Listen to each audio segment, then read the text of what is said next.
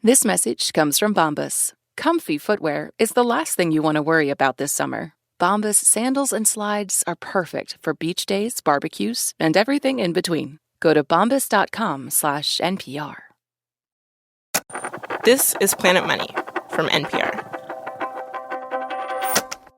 Earlier this fall, a federal agency, the Federal Trade Commission, filed a high-stakes lawsuit against Amazon. Now, the FTC alleges that Amazon is a monopoly, and the FTC accuses the company of using anti-competitive tactics to hold on to its market power, to keep that monopoly. This is a huge case with implications for consumers and businesses and digital marketplaces and for antitrust law itself. Antitrust is the highly important but somewhat obscure body of law that deals with competition and big business. And so this week on Planet Money, we are doing a deep dive on antitrust. Now, on Friday, we're going to have an interview with Lina Khan, who is the current chair of the FTC, really the person behind this big high-stakes lawsuit. But today, we have a Planet Money double feature. We've got two classic episodes that tell the story of how the U.S. government's approach to big business and competition has changed over time. Part one is about a moment more than 100 years ago when it seemed like a few companies were taking over America, and the government stepped into the free market in a big way to make competition work. Here is that story. It is really epic gold here. Do you know which door we're supposed to go in? Front? The history of breaking up big companies in America arguably starts at an old house in Titusville, Pennsylvania, the childhood home of a woman named Ida Tarbell. The house is still standing. It's actually just about 25 minutes from the small town where I grew up. Hi. You're Kenny? I'm Kenny. Great to meet you. We meet Lynn Cressman. She's the lead volunteer here, and somehow she knows my Nana. I do know your grandma. I know her through my husband. Small towns, man. Anyway, Lynn wants to show us this spot that little Ida Tarbell used to love. She opens up what looks like a closet door. Oh, my God. It is, in fact, the steepest staircase we have ever seen.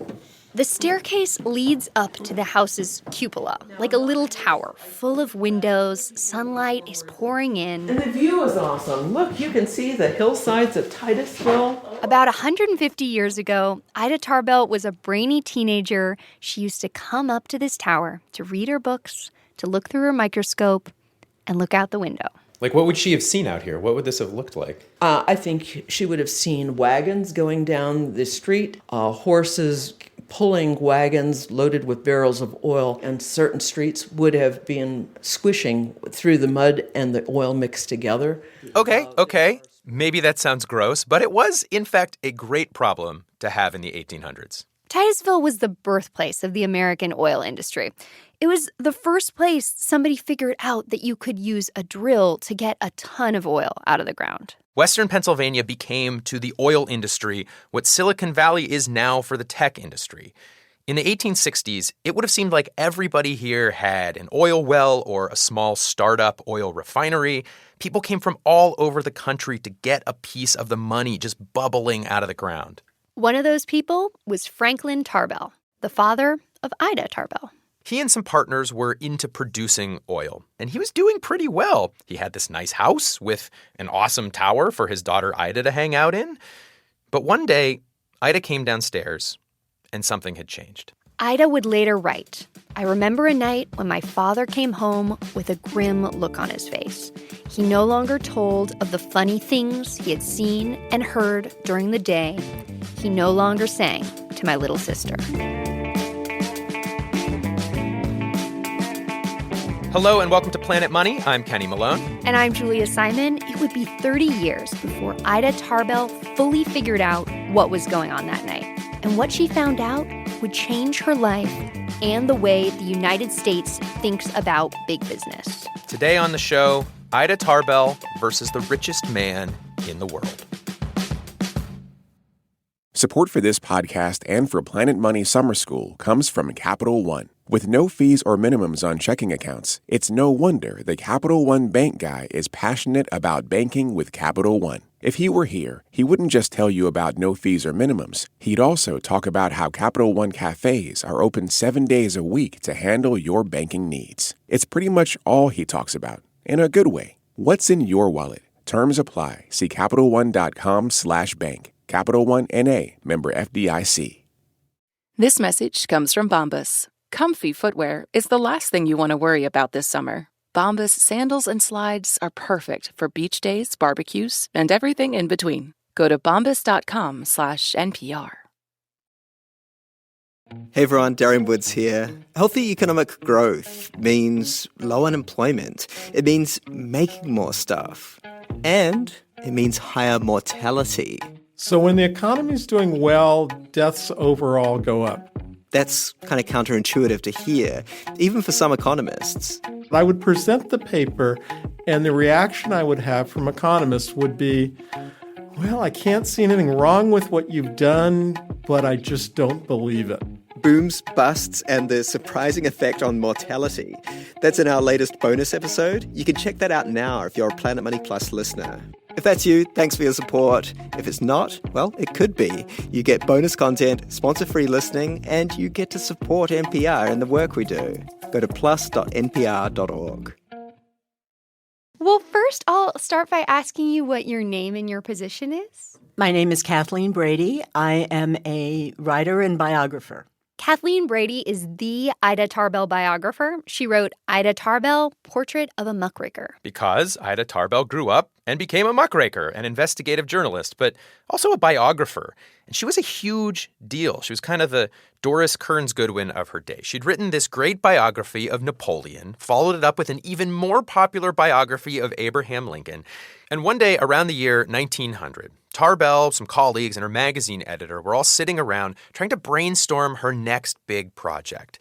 And her editor, Sam McClure, is like, look, I feel like there is one defining issue of this moment. They decided to take up the trust, the question of the trust, which they regarded as the question of the age. The question of trusts. How about this question first, though? What is a trust? After the Civil War, the U.S. was going through something kind of similar to what we're going through today. There had been these huge breakthroughs in technology, and they were allowing private companies to grow bigger than they'd ever been before. So one breakthrough was the telegraph, for example. Now you could have offices all across the country and still boss your employees around. The railroad networks. Now your widget factory didn't have to just serve Pennsylvania. It could ship anywhere in the country. And so the U.S. economy started to consolidate. One regional company buys another, and soon the country was left with just a handful of massive companies, what were known as trusts. Trusts. Trusts were technically a bunch of smaller companies legally stitched together. And in the end, many industries were controlled by one trust. There was a meat trust, a whiskey trust, a rope and cordage trust. There was a barbed wire fence trust. And this consolidation had happened unsettlingly fast. Americans were starting to wonder, have these companies become too big and too powerful?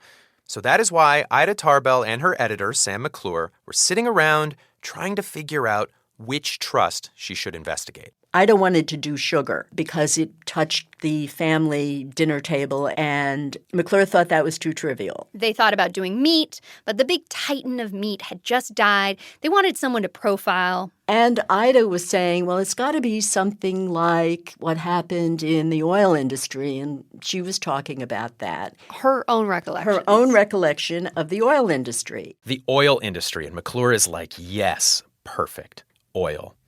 You will write about the biggest, baddest trust of them all. Standard Oil. Kenny Malone, we are here at the old Standard Oil building. It's still right near Wall Street in New York, 26 Broadway. And I feel like I can just imagine Ida Tarbell standing exactly where we are, looking up at this fortress of wealth in America. This building is like brooding concrete. Very brooding. And there was this rumor that when Standard Oil was here, they had special doorknobs put on, and you had to know specifically how to turn these trick doorknobs in order to get into certain rooms. It's all very big and secretive. Since Ida Tarbell was a biographer, she was going to focus on the man who ran this place. Possibly the wealthiest man ever, one of the most feared businessmen in the world, the head of the Standard Oil Company, John D. Rockefeller. No, he's not in it. No. We were able to find exactly one recording of Rockefeller. It is a video. It is super old. It is weirdly unedited. Tell me when. Tell me when, he says. Dear Mr. Holliday. Rockefeller's on camera wearing a three-piece suit and those super round glasses that you can really only pull off if you're a billionaire. And it seems this video is a thanks, but I'm not coming to the Standard Oil anniversary party. I exceedingly regret that it will be impossible for me to attend. So Rockefeller, he was this mysterious titan of industry, and Ida Tarbell was going to figure out who this man really was. How did he become one of the richest men in the world? And how did he build his oil empire? And so she started her investigation. She's like, you know what? I need documents. Luckily, Standard Oil had been involved in all these court cases. It was a big company. So Tarbell figured there'd be plenty of records from those. Plus, she'd heard there was like a book or pamphlet that contained a bunch of records from some of these court cases. And Ida thought, piece of cake, because there are all these court records. And she thought she was just going to grind it out. Well, that's not what happened. No. When Ida Tarbell went searching for all these court records and pamphlets, they were gone. The records had disappeared in a lot of cases. Suspiciously disappeared? Suspiciously disappeared. Pamphlets, entire runs of pamphlets had been bought up. And she learned that Standard Oil had bought up all the copies of this. Oh, man. Had they burned them or just I don't know what them? they did with them, but I would assume they did. They didn't want them in circulation. So she thought, well, I'll talk to my neighbors in Titusville. So she started contacting people back in her hometown who might have known about the cases. Half of them were afraid to talk to her because they thought Rockefeller would hurt them. Some people thought she was the tool of Rockefeller, and they didn't want to talk to her. Even her own father, back in Titusville, was leery of this project. He was very old at this point, but when Ida told him what she was up to... Her father said, don't do it. They will ruin the magazine. And he was serious. He was very serious. He saw what happened, and he saw their power. Nevertheless, Ida Tarbell kept going. And slowly, she started to piece together a portrait of John D. Rockefeller. Rockefeller was born in 1839 in upstate New York. His father was a con man. He was literally a snake oil salesman. John was very different from his dad. He was a devout Baptist and very serious about saving money. He grew up and built a good business shipping produce. But when the oil boom kicked off, he wanted in on the action. He got into the oil refining business in Cleveland, Ohio. And Ida Tarbell gave him credit. He was great at the oil business. Instead of renting barrels to transport his oil, like everybody else was doing, he figured he could save money by making his own barrels. He also placed his refineries in genius locations, near the water, but also the train tracks. And that way, if the railroads tried to charge him too much for shipping, he had a second option. But people were telling Tarbell there was something more to his success, something darker. And one day, she got a breakthrough. She goes down to the New York Public Library. The librarian is like, Ida, remember those pamphlets that you thought had all suspiciously disappeared? Guess what I just found? She gets this pamphlet. What'd she find in it? Well, she found that it presented the federal investigation into the South Improvement Oil Company. The South Improvement Company. In the movie version of this, Ida Tarbell would flash back to her childhood home in her little tower, and that day her father was so upset. The South Improvement Company was less of a company and more of a secretive scheme from the 1870s, from back when Ida Tarbell was still in Titusville. And it was a shady scheme. Essentially, a small group of railroads got together with a handful of oil refiners, including Rockefeller, and they said, you know what? Let's all agree. Everybody inside this deal will get good shipping rates for their oil. Everybody outside the deal will get bad shipping rates.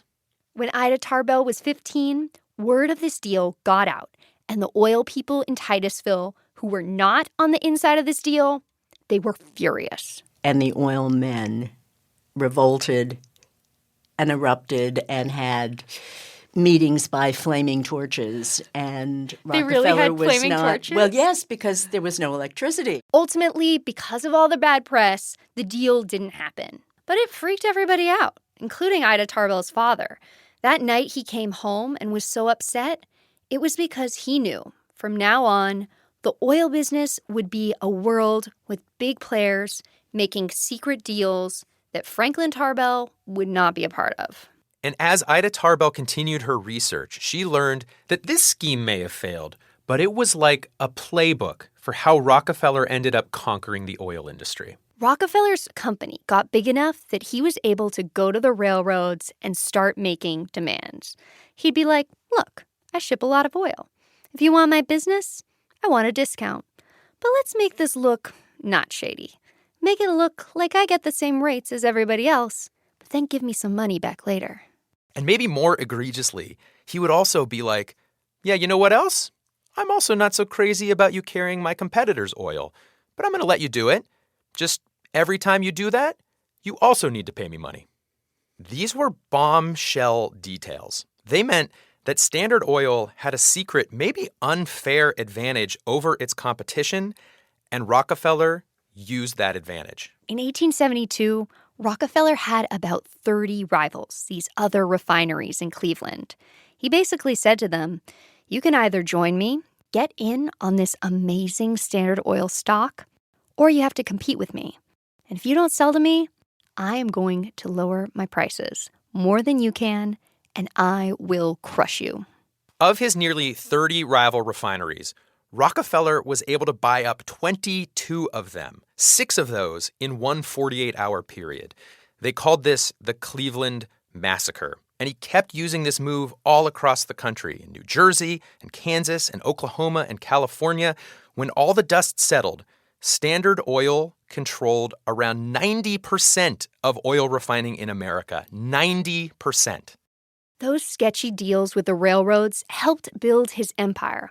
But Rockefeller realized things could be even better. What if he owned the means of transport himself? So he started buying up pipeline companies. He owned so much of the oil industry, he could just set the price of oil where he wanted it.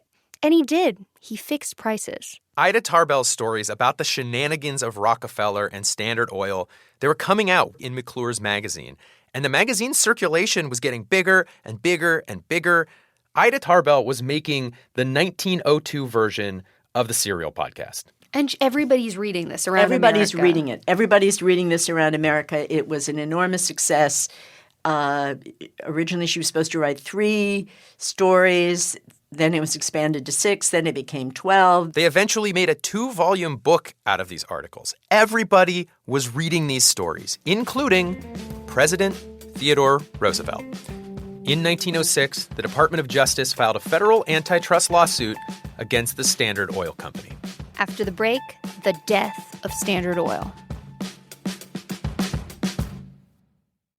Support for this podcast and for Planet Money Summer School comes from Capital One. With no fees or minimums on checking accounts, it's no wonder the Capital One bank guy is passionate about banking with Capital One. If he were here, he wouldn't just tell you about no fees or minimums. He'd also talk about how Capital One cafes are open 7 days a week to handle your banking needs. It's pretty much all he talks about, in a good way. What's in your wallet? Terms apply. See CapitalOne.com/bank. Capital One N.A., member FDIC.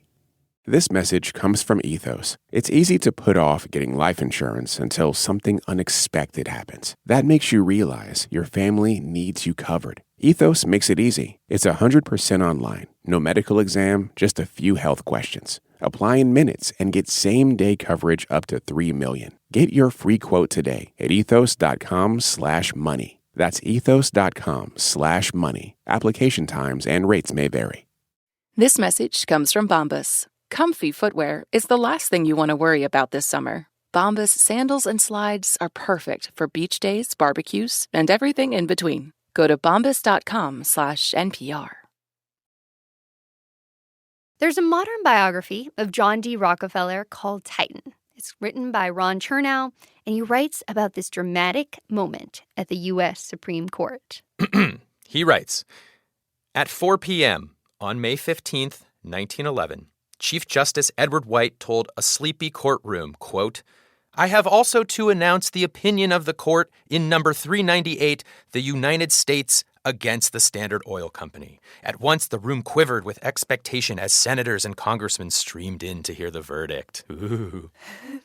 And as White started to read the decision, there was this kind of unusual moment. Justice White said, hold up. Before we can figure out what to do with this Standard Oil Company, we all need to get on the same page about something. There had been a law on the books from about 20 years before called the Sherman Antitrust Act.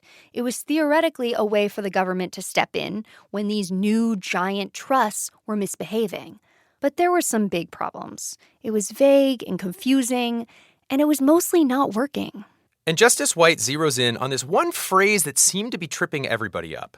The Sherman Act said trusts that were, quote, in restraint of trade were illegal. But everybody was like, what? What does that mean? What does restraint of trade mean? And Justice White was like, well, we're seeing it now. Some of the things that Ida Tarbell had uncovered were clearly a restraint of trade. Making secret deals with the railroads that forced your competitors out of business? Bad for trade. Using that leverage to buy up all your rivals? Clearly bad for competition. Fixing prices? Yeah, that one's pretty obviously bad. The court said, certainly these are examples of restraints of trade. And the court used this case to draw an important line. It said, look, this guy, John D. Rockefeller, he is really good at his job. That's part of the reason why his company grew, because he's so good at business. But at some point, Standard Oil just became a bully.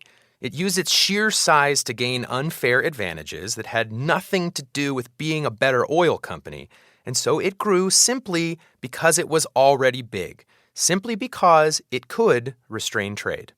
The court took drastic action. It said to Standard Oil, you are in violation of the Sherman Antitrust Act, and we are going to break up this company into a bunch of smaller companies. It was a huge deal. But it was also not perfect, because even after the decision, Rockefeller was like, hey, how about the officials from all these new companies still meet every morning at 10:30 at Standard Oil headquarters? Again, Ida Tarbell biographer Kathleen Brady. Ida correctly saw that now instead of one company, there were 33 supposedly separate companies actually coordinating with each other. And in addition to everything else, along came the automobile and the demand for oil increased. It was actually 34 companies, and Rockefeller still got stock in those companies. And that was even better business for him. All those new mini Standard Oils, they were still oil companies, and oil was good business. They became some of the biggest companies in the world. Exxon, Mobil, ConocoPhillips, Chevron. Rockefeller just became richer than ever. So Ida really didn't feel she had achieved her goal at all, I'm sorry to say. I mean, her goal was to tell a story, and that she did, but she did not feel that Rockefeller was punished in any way for breaking the law. But this case against Standard Oil and that moment when the Supreme Court said, let's clarify the Sherman Antitrust Act, this would be important for the rest of antitrust history. This clarification would guide the court for decades and decades. It helped the government to go after misbehaving corporations. And, I look back at this case as this moment when the country was really discovering that there is a strange tension in free markets. A free market is great because it promotes competition. Companies have to battle it out. They have to make things cheaper or better, and that is great for consumers. But businesses do not necessarily like competition. I'm over here selling my thing, it's going great, then somebody comes along and sells it for less or sells a better version. I don't want that. So I'll just buy up all my rivals before they put me out of business. And before you know it, I have eliminated all competition. So the free market is good because it leads to competition, but the free market also can lead to a lack of competition. One of the main points of antitrust law is to solve this problem, to use government intervention to make free market competition work. The Standard Oil case showed that the federal government was willing to do this, to step into the market in a huge way to try to make the market work. Okay, so that was the first episode of our classic antitrust series. The breakup of Standard Oil sent the government down the path of stepping into the free market, intervening when it thought big companies were doing things that were bad for competition. After that case, the government got more and more aggressive. It kept stepping in until, years later, there was a reaction to all of that stepping in. And that is part 2, the second episode in our double feature. It's about the backlash and the man who arguably made that backlash happen. Ladies and gentlemen, it is my privilege tonight, my very great privilege, to introduce one of the great constitutionalists of our day, the Honorable Robert Bork. This is from a speech a judge named Robert Bork gave in 1987. Thank you, Ken. Bork's signature look was this sort of shaggy 19th century style beard. And before we started working on these shows about antitrust, the thing that I knew about Robert Bork was that he was nominated to the Supreme Court and rejected because Democratic senators did not like his long history of very conservative opinions on subjects like abortion and civil rights. And when he died in 2012, that is the subject that his obituaries were all about. But there is something else about Bork that you don't hear as much about.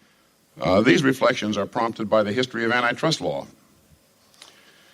When I first started at Yale, I really thought the situation of the law was hopeless. Robert Bork completely transformed the way antitrust law works in this country. He changed the very definition of what's legal and illegal for big companies to do. I mean, he changed it so much, it is shocking it is still the same law. And it seems like even Bork was surprised by the impact he had. The fact is, I simply underestimated the power of ideas. Now, that's a very natural error for a professor. If you sit in enough faculty meetings, you are very likely to underestimate the power of thought. Hello and welcome to Planet Money. I'm Jacob Goldstein. And I'm Kenny Malone.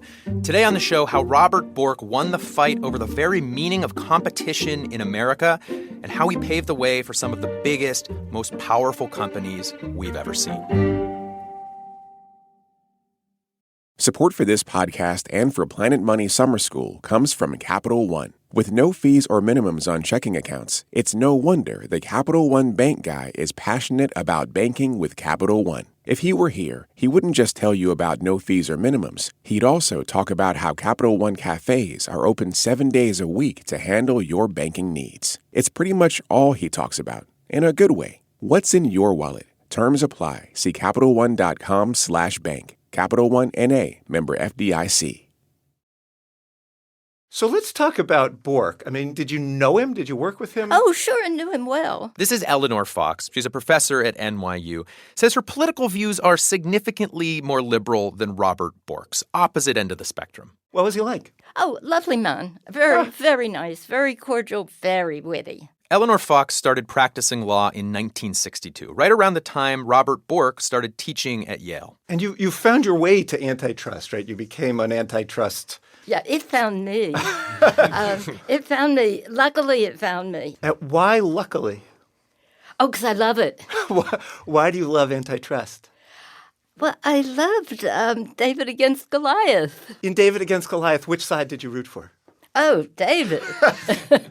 David and Goliath. So take the classic example from the first episode of this series. Goliath was Standard Oil, the giant oil company controlled by one of the richest men in the world. David was the little startup refiners that Standard Oil bought or forced out of business in order to gain control of 90% of the refining business. What was the antitrust worldview when you started practicing in the 1960s? It was for the little guy without power. It was the suspicion that when big firms did anything that made life tough for competitors, that was probably illegal. And you can really see this in this moment, the 1960s. The Supreme Court kept pushing antitrust further and further, case by case. There was a case in 1962, Brown Shoe Company versus the United States. Can a shoe company buy up a chain of shoe stores? Supreme Court was like, no. That shoe company would just kick the other shoe brands out of those chain stores. No, can't do it. 1966, United States versus Vons Grocery. Can two local grocery store chains merge in Los Angeles? I don't know. Merger? Okay, but after the merger, they'd only have 7.5% of the local market. Supreme Court was like, no No, you can't do it. It would be too hard on mom and pop shops. Okay, 1967, Utah Pie versus Continental Baking. Can big national frozen pie companies sell really cheap pies in Utah and make business tough for a local pie company? No way. Okay, but what if the local pie company controls most of the local market and keeps making a profit through most of the price war? Still no. Nope. So in case after case, the court kept ruling for the little guy, kept ruling for Team David and expanding the definition of what was illegal, what was bad for competition. So there was a kind of joke at the time that the Supreme Court was like the little boy who thought he knew how to spell banana but didn't know when to stop. But what I want to say... Wait. Tell me more about that joke. So the B-A-N-A-N-A-N, the little boy who was trying to spell banana but didn't know where to stop. So we kept going, B-A-N-A-N-A-N-A-N-A. Kenny, I had to get her to explain this to me like 3 times, but finally I got it, right? She was saying that it was appropriate for the Supreme Court to fine for David, to fine for small businesses in some cases, in a lot of cases. That's the banana, B-A-N-A-N-A. But the court didn't stop there. It kept intervening in cases when it probably should have just left the market alone. That's the N-A-N-A-N-A-N-A. And to be clear, for Eleanor Fox, the basic antitrust worldview at the time was correct. It was just that the court went too far in a few cases. But Robert Bork did not see it that way at all. He had gone to law school at the University of Chicago, where he was profoundly influenced by this group of economists and lawyers who were arguing in a very broad way that, in general, the government was way too involved in the free market.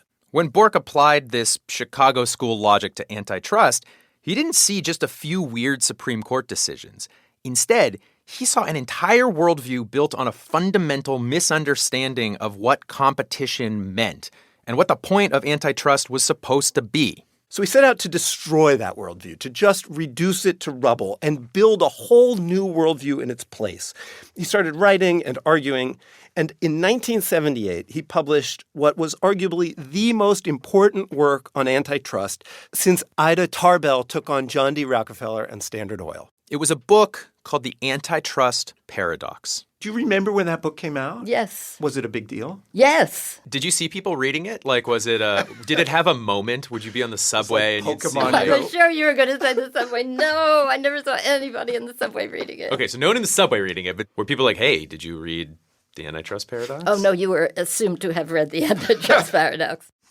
Jacob and I both have copies of this book. We both read it. And it's an important book that we're going to talk about for a little bit. Yeah, the book is like really the center of this show. Because in this book, Bork goes through those cases from the 1960s and many, many more cases and essentially says, if you look at these, you can see clearly antitrust policy has gone way too far. So, for example, the Brown Shoe Company decision. If a shoe company wants to buy a shoe store, fine.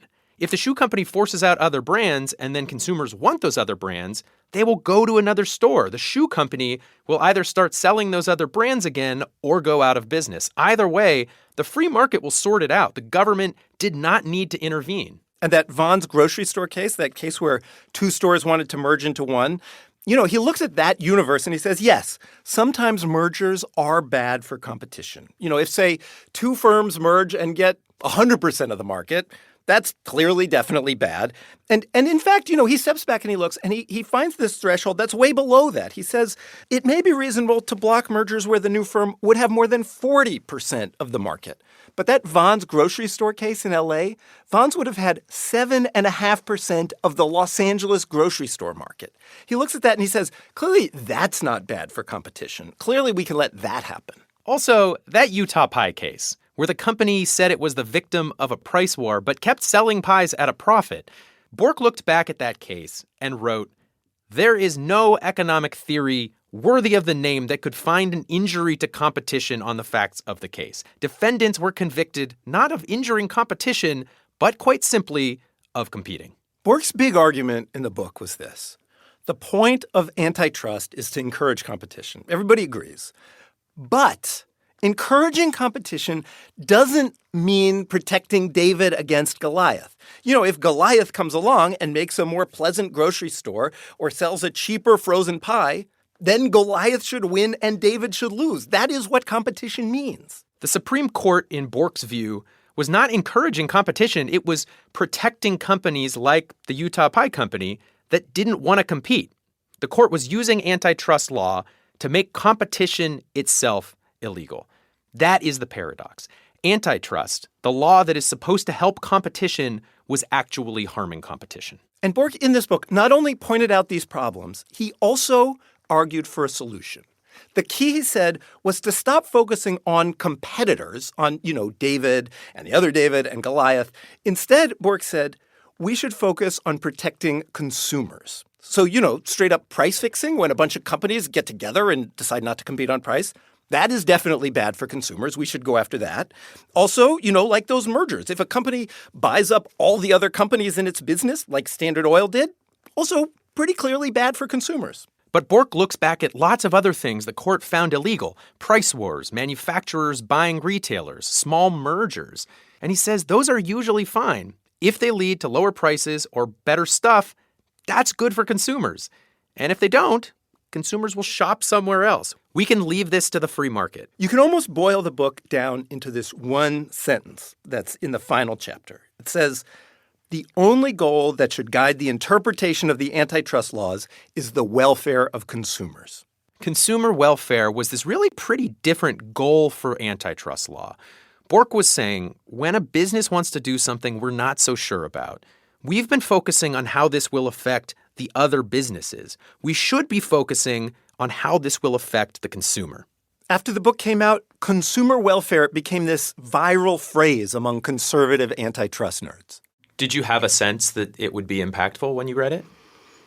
I think yes, but I probably could not have imagined how impactful it would be. Say more about that. Oh, because it became the Bible. In 1980, Ronald Reagan was elected president. He was very much on board with this free market gospel, and his administration adopted new, much more permissive, very Borky merger guidelines built around this idea of consumer welfare. And the idea also transformed the way the Supreme Court itself thought about antitrust. The court cited the antitrust paradox the year after it came out. And then for decades, in one ruling after another, the court started reversing its earlier antitrust decisions and using the consumer welfare standard to legalize more and more kinds of business practices. There was an argument going on in the 70s, and Bork won. He won. Are we still living in Bork's world? Yes. This consumer welfare standard now defines antitrust law. So take this relatively recent case from 2018. It went before the Supreme Court. We'll hear argument next in case 16-1454, Ohio et al. Versus American Express Company. American Express, in this case, was definitely the Goliath. And 1 minute and 15 seconds into the oral arguments, Justice Neil Gorsuch broke in with a question. We're not here to protect competitors, right, Mr. Murphy? Correct. Or necessarily even merchants. The antitrust laws are aimed at protecting consumers. You'd agree with that? Correct, although in this... Okay, so... It was like the ghost of Robert Bork was sitting there whispering in Justice Gorsuch's ear. My question is, do you have any evidence that on a net basis consumers pay more? And I don't believe you have. The court found in favor of American Express. Some antitrust cases are simple. A bunch of companies collude to fix prices. That is obviously bad for competition, obviously bad for consumers. The government should definitely stop it, punish the companies, prevent it from happening. But there are lots and lots and lots of antitrust cases. Say, when a manufacturer wants to buy a retailer, or when a bunch of companies start engaging in a price war, when it is much harder to figure out whether the government should intervene. And one of the really striking things is, a lot of the time, the answer you get to is basically the result of where you start. If you start out thinking, the free market mostly works, new competitors can come in and take business away from the big established players, then you will usually want to let the free market sort it out.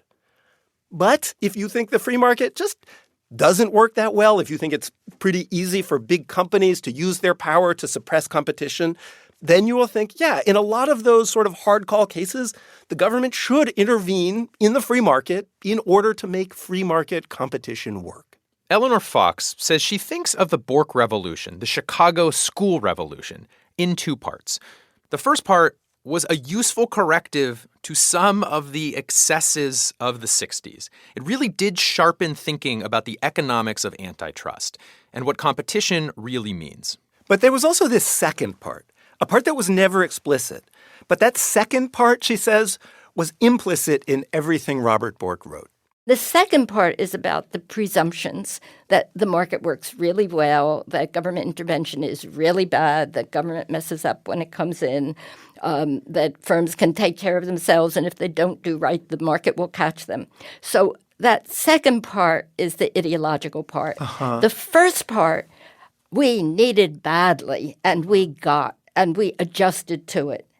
The second part we didn't need. Fox says that second part, the assumption that the free market is good, government intervention is bad, has pushed the government and the court too far in the other direction now.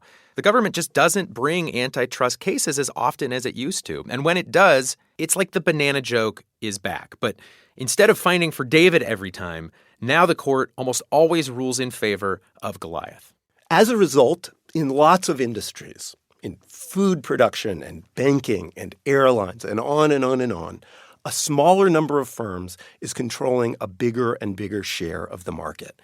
This tends to feel, pretty abstract to us as consumers. But just in the past few years, and even really just in the past year, this issue has suddenly come to feel much more real, much more sort of visceral, much more urgent. And this is largely because of the incredibly fast rise of a few gargantuan companies, basically Google, Facebook, and Amazon. The world Robert Bork created was the world that made it possible for those companies to get so big and so powerful so quickly. These episodes first aired a few years ago in 2019. And back then, the last episode in our series featured an interview with a recent law school graduate who had written a viral article, or at least as far as legal papers can go viral. The article was about Amazon and monopoly power, and it sparked a debate about the future of antitrust law. It was written by Lina Khan, who now chairs the FTC, the Federal Trade Commission, which filed a lawsuit against Amazon just weeks ago. So on Friday, one of my fellow hosts here at Planet Money, Alexi Horowitz Ghazi, talks with Lina Khan and asks her about that suit and what it's like taking on big tech.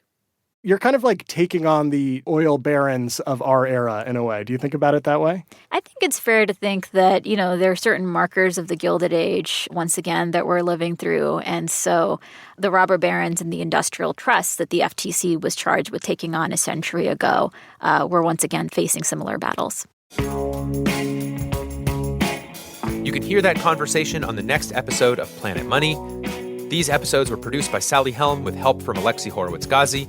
They were edited by Bryant Urdstadt, and Alex Goldmark is our executive producer. The Robert Bork audio you heard at the beginning of the episode comes from a 1987 speech he gave to the Philadelphia Society. The Supreme Court tape you heard in this episode comes from the website oye.org. I'm Kenny Malone. Thanks for listening. This message comes from Capella University. That spark you feel? That's your drive for more. Capella University's FlexPath learning format lets you earn your degree at your pace without putting life on pause. Learn more at capella.edu.